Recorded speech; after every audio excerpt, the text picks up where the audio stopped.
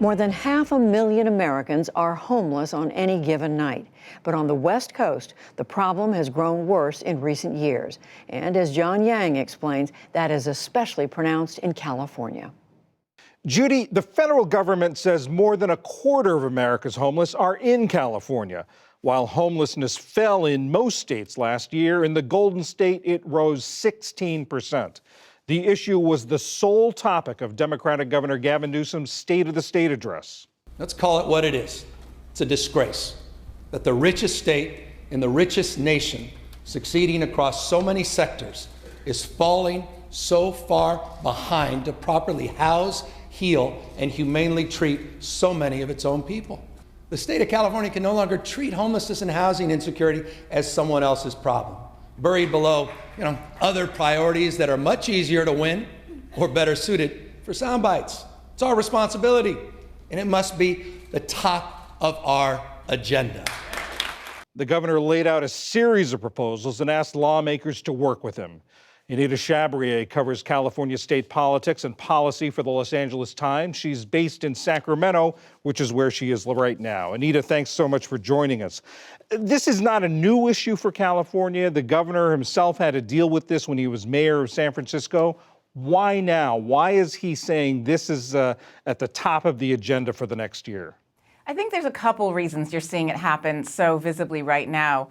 One is not just that we have the largest homeless population in the country, it's that we have the largest unsheltered population.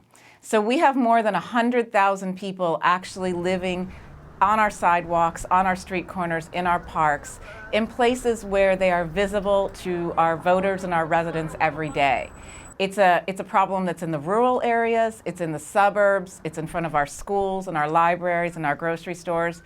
And so really you're seeing a governor and a legislature that can't ignore it because it is visible every day. And he's getting pressure on this from the president. The president saying if California can't solve this, the federal government will. Absolutely. He's getting political pressure from multiple angles. So President Trump has been very vocal about the fact that some federal action, though not a lot of details on that, could happen if the state doesn't make progress. And he's facing it, Newsom is facing pressure from his own constituents. More than about a third of the state considers this their top priority as an issue. And interestingly, a poll that just came out showed that almost 40% of Californians fear that they or someone they know could fall into homelessness. So it's a real fear here that the economic inequality, the rising housing prices, the systemic racism that we're addressing throughout the country are all things that are increasing homelessness for average people. You just now talked about some of the pressures that are adding to this problem. What is the governor proposing? The governor's proposing a multitude of things. Most recently, he came up with $750 million that he'd like to put towards it as one-time funding kind of immediately. He's asking the legislature to fast-track that money. It would go towards rental assistance. It would go towards stabilizing board and care homes, which are, help people with disabilities or mental illness have shelter and care. It would go towards some affordable housing things. He's also asking the state to streamline how we can force people to have mental health treatment, how we can place them in conservatorships.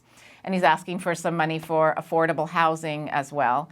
One of the most interesting things that is the big topic in the state right now is accountability. The governor is asking for accountability. We've spent $1.5 billion or allocated a $1.5 billion over the past couple of years to address homelessness, where we haven't really tracked that money very well or seen what the results are from it. So there's a real big push now to make sure that we keep track of the money we're spending and make sure it shows results. You talking about money. The governor called for a dedicated, sustained revenue stream. It sounds like a new tax. It could be. Is this issue of such big concern in California that people will support new taxes to address it? I think that's going to be the big question. So originally, the governor did not want to have ongoing funding, precisely for that reason, to not put another burden on the general fund and to not have to go after taxes. So he had originally pushed for one-time funding of $750 million. And you saw a lot of pushback from the groups that are actually doing homeless work and from a lot of the legislators saying, no, we simply can't fix this with one shot of money. And so now the question does become, what is the appetite for people to be taxed on it? One idea that has been floated is we have a millionaire's tax here that pays for mental health services, and perhaps extending that tax, increasing it on our wealthiest residents. But really, that's going to be the debate coming up for the next couple months is if you pay for it ongoing, how do you pay for it? How much support is there in the legislature? How much support is there among the voters for the other things that he talked about in his speech? There is tremendous support for action. So what that action is, I think people just want to see results. Another recent poll that came out said that more than 50% of people are in support of removing homeless encampments from public space. So there's a real desire to see people moved from this unsheltered situation into shelters and permanent housing. I just think it's how we do that. The devil's going to be in the details in terms of public support. The fact is we don't have enough shelters. We don't have enough affordable housing. So there is nothing we can do in this very, very immediate sense to get people into permanent housing because it doesn't exist.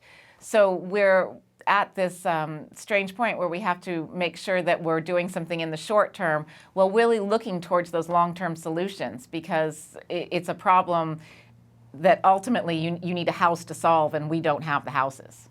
Anita Chabrier of the Los Angeles Times in Sacramento, thank you very much. Thank you.